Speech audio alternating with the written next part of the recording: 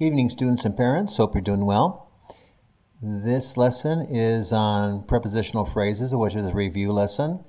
And there's a second lesson in with this for mapping sentences that covers subject and predicate of sentences. This is important because once students understand subject, predicate, and prepositional phrases, they'll have all the tools they need for making complete sentences from here out until high school. So have them follow this lesson closely. You should have a list of these 40 prepositions. There's a few more, but these are all the very common ones that you're going to see. And the prepositions are in order, alphabetical order, from A through to W. So it's pretty easy to find a preposition in a sentence. And that's what we practice doing, finding the preposition in the sentence, and then find the prepositional phrase. So let's just practice that with number 2 over here. The soap is below the sink. So is there a word, is there a preposition over here that we can find inside this sentence? Can you see it? If you said below, you're correct. Here's below right here. So we're going to mark that word as a preposition. Now, a prepositional phrase, a phrase has more than one word, but it's not a complete sentence. So prepositional phrases have the preposition at the beginning and a noun that comes after it. So which one of these words here after below is a noun? If you said sink, you're correct. We're going to put an N for that. A little N or a big N is fine. Now, the word in between the is neither a preposition or a noun, but it's captured inside of this prepositional phrase. And we're going to circle all of that prepositional phrase. So that you should be familiar with. You should have a list of your prepositions. You should be able to find the word, the preposition word, inside your sentence. Find the noun after it. You know what nouns are. You've been studying those ever since you were in first grade. And then circle all the words in it. Now, this one has 3 words in this prepositional phrase.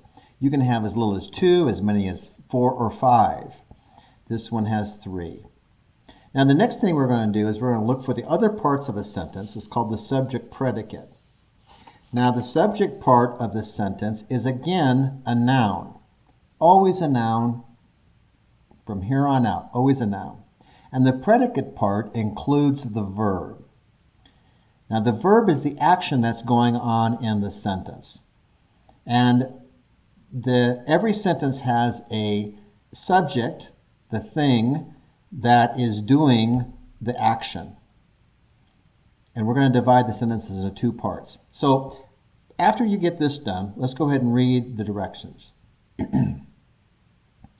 Map the prepositional phrase of each sentence first. That's what we did. We mapped this first. So we're off to a good start. Then separate the sentence's subject predicate parts with a division line like this. Okay. The subject part is another noun. So let's just stop right there. And let's find the subject part of what's left of this sentence. The soap is. Which one of these do you think might be the noun? And if you said soap, you're right. Now, we aren't going to mark it with an N. We're going to mark it with an S, because that's the subject of the sentence. Okay? Good so far? All right, let's read the second part. It is the person or thing doing the action. So the subject is a noun, which is the person or thing doing the action. The predicate part is the verb, or the action, and all the words after that. Okay? This one has a particularly unusual verb. I'm going to identify here with a V. V is the verb. It's called a verb to be, and it just shows presence. It just shows that the soap is there. And then the rest of the part shows exactly where the soap is, the position of the soap. But here's our subject and here's our verb. That division line goes in between the subject and the verb. So this part all along here, all these words over here, is the predicate part. And this part all along here is the subject part. Every sentence can be divided into a subject part and a predicate part. So that was a little bit complicated. So let's practice another one. What's the first thing we're going to do? What does it say the first thing we're going to do here? Map the prepositional phrase of each sentence first. All right, let's do number 4. This has a little bit better verb in it, one that shows more action. So let's do that one. Many horses trotted along the wide path. So if you look over here in your prepositions, can you find a preposition in number 4? Certainly. The word along is there. So here's along here. Let's go ahead and make that the preposition. Now, any word after that that's a noun, we're going to identify and put an N over. The, we know is not a noun because it wasn't a noun here and it's not a noun there. So the is not a noun. Wide. Can I walk on a wide? No. Can I trip on a wide? No. Can I walk on a path? Yes. I know what a path looks like and I can walk on it. Can you trip on a path? Yes. So this is the noun because this is the thing that we can actually see. Nouns are all physical things that we can see.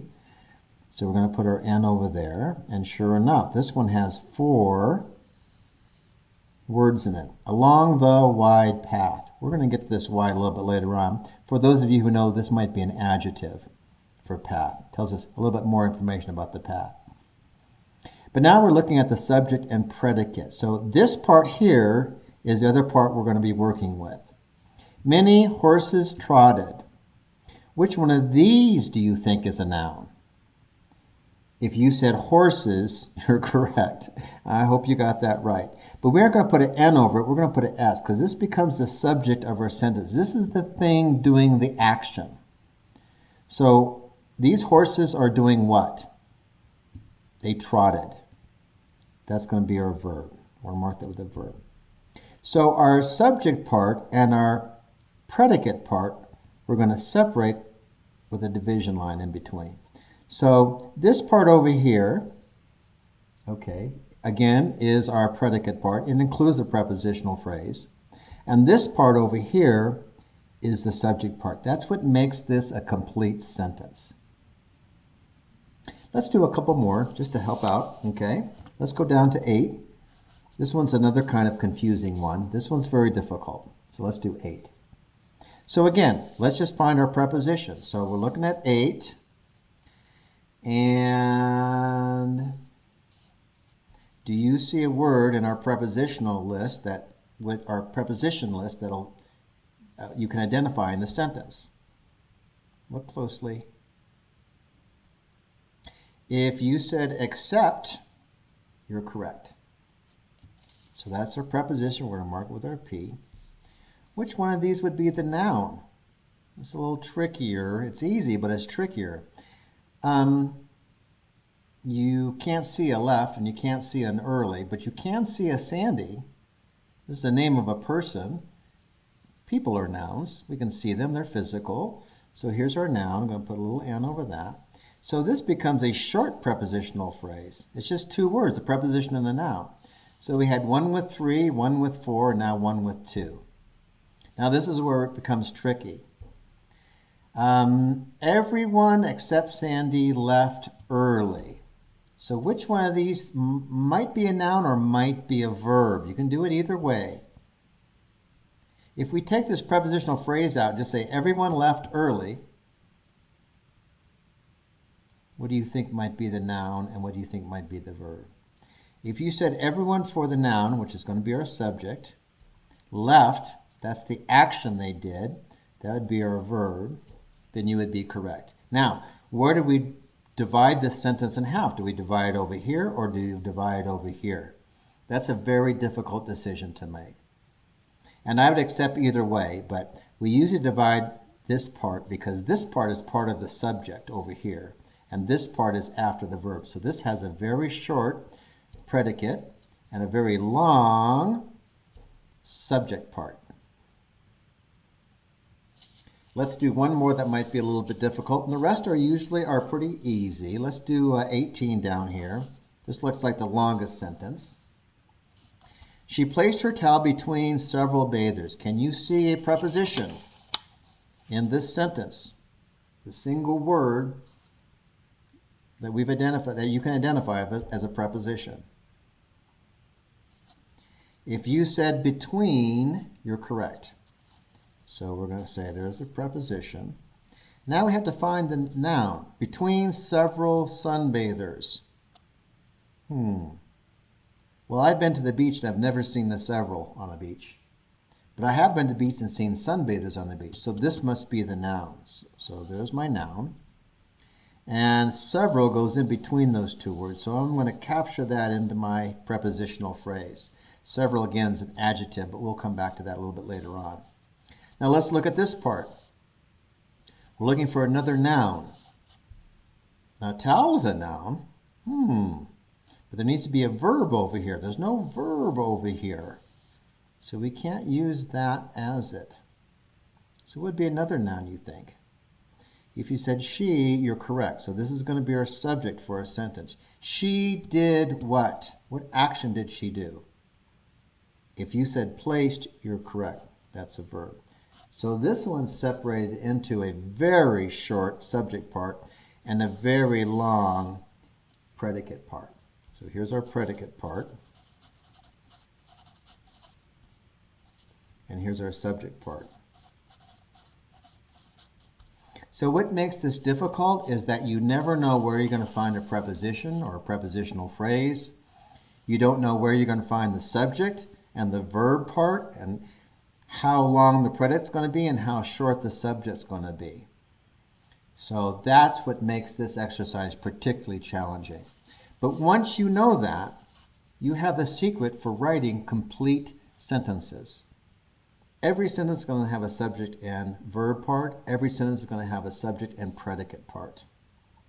Now, prepositions, some sentences don't have prepositions, so don't be surprised if one doesn't. All these have prepositions in this exercise. So, our samples have been circled. Why don't you try and do the best with the rest of the sentences that are here, finding the prepositional phrases and the subjects and predicates.